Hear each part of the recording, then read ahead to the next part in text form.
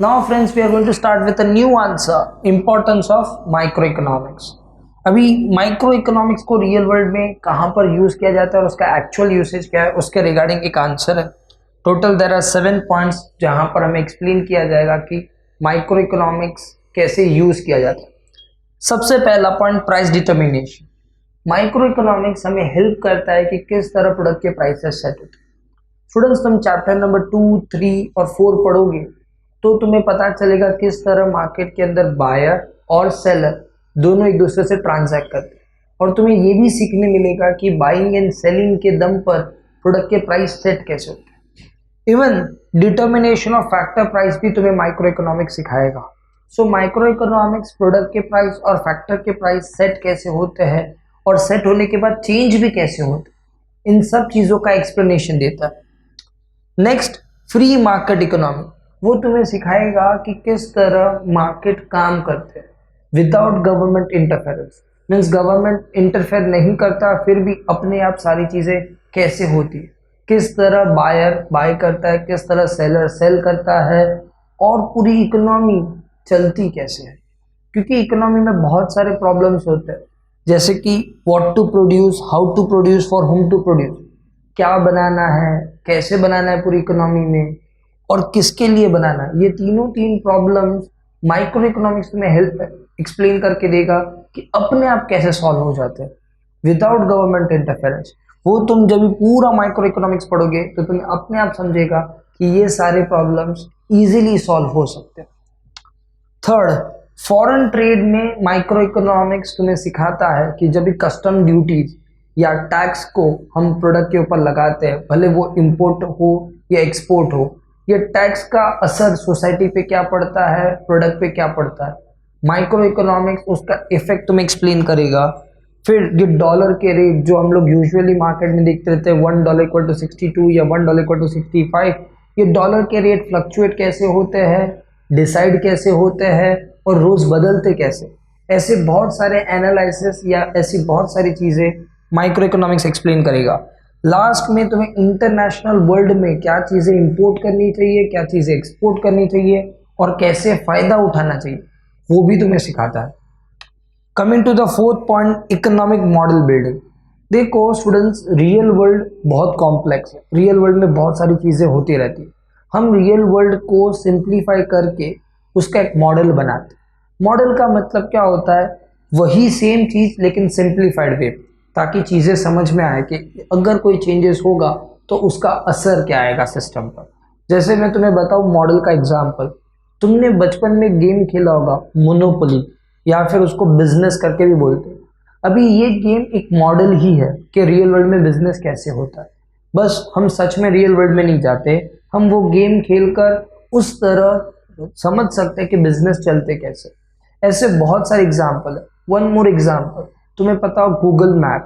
Google map क्या है, एक मॉडल है. वो मॉडल तुम्हें इजीली रास्ता ढूंढने में हेल्प करता है. असली वर्ल्ड में जो कुछ है वो पूरा उसमें नहीं बताया जाता. वो अनवांटेड चीज़ों को हटाकर सिर्फ और सिर्फ मैप के अंदर इंपॉर्टेंट चीज़ें तुम्हें दिखाते हैं, ताकि तुम्हें पता चले कि तुम्हें कहाँ से कहाँ पर जाना है अगर कोई एक डेस्टिनेशन को अचीव करे. इन सब तरीके को हम मॉडल्स ही बोलते हैं. मॉडल्स क्या करते हैं, रियल वर्ल्ड को सिंप्लीफाई करते हैं. माइक्रो इकोनॉमिक्स तुम्हें इस तरह के मॉडल्स बनाना सिखाएगा, और मॉडल्स के बनाने के दम पर तुम्हें ये भी सिखाएगा कि अगर कुछ चेंजेस हुआ तो इसका असर इकोनॉमी में क्या आएगा, वो सारी चीज़ों को तुम प्रेडिक्ट भी कर सकते.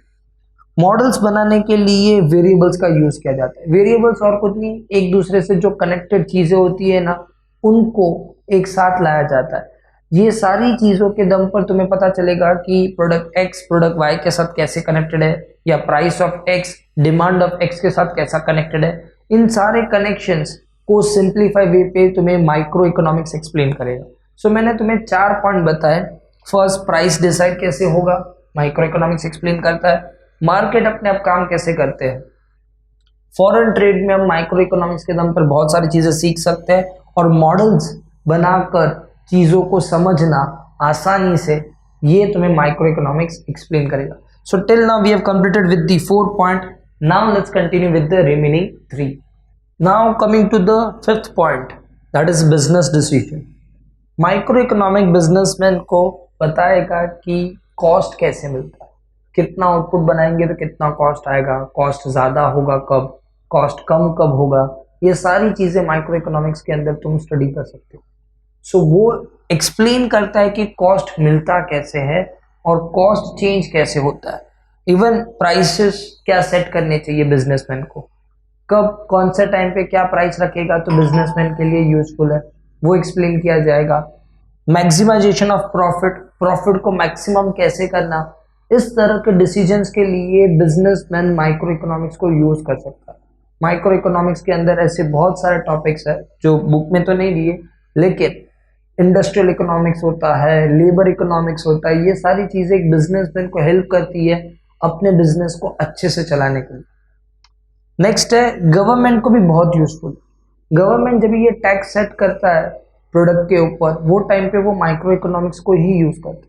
वो चेक करते हैं कि कौन से प्रोडक्ट के ऊपर टैक्स लगाना चाहिए, कौन से प्रोडक्ट के ऊपर टैक्स नहीं लगाना चाहिए और उसका असर सोसाइटी पे क्या आएगा। एज वेल एज एक्सपेंडिचर की जो पॉलिसी गवर्नमेंट सेट करता है उसमें भी वो लोग माइक्रो इकोनॉमिक्स को यूज करते हैं कि कहाँ पर खर्चा करने से समाज के अंदर ज़्यादा से ज़्यादा लोगों को बेनिफिट होगा, वहाँ पर भी वो लोग माइक्रो इकोनॉमिक्स का यूज़ करते हैं।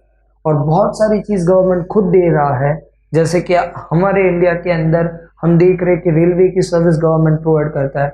काफ़ी सिटीज़ में you see the electricity service is provided by the government. So इस तरह की सर्विसेज जो प्रोवाइड की जाती है उसके प्राइसेस क्या रखने, that is also been determined by the government. And when ever government decide this kind of prices they use micro economics. Last में जब भी तुम माइक्रो इकोनॉमिक्स को इन डेप्थ लेवल पे स्टडी करोगे और बहुत सारी चीज़ें पढ़ोगे माइक्रो इकोनॉमिक्स के अंदर, तो तुम्हें ये सीखने मिलेगा कि जो सोसाइटी में अवेलेबल रिसोर्सेस है, भले वो नेचुरल रिसोर्स हो, ह्यूमन हो या आर्टिफिशियल रिसोर्स, ये रिसोर्सेस का बेस्ट वे पे यूज करके हम किस तरह समाज के ज़्यादा से ज़्यादा लोगों को खुश रख सकते हैं। ये सारी चीज़ें तुम्हें सीखने मिलती है माइक्रो इकोनॉमिक्स के अंदर कि क्या करना सही होगा, क्या करना गलत होगा। बिकॉज बहुत सारे ऐसे मॉडल्स है माइक्रो इकोनॉमिक्स के अंदर जो तुम्हें सिखाएंगे कि सोसाइटी के लिए बेस्ट क्या है, और वो सब चीज़ तुम माइक्रो इकोनॉमिक्स में पढ़ सकते हो। इन शॉर्ट, वेलफेयर करने के लिए भी, समाज का भला करने के लिए you can use micro economics.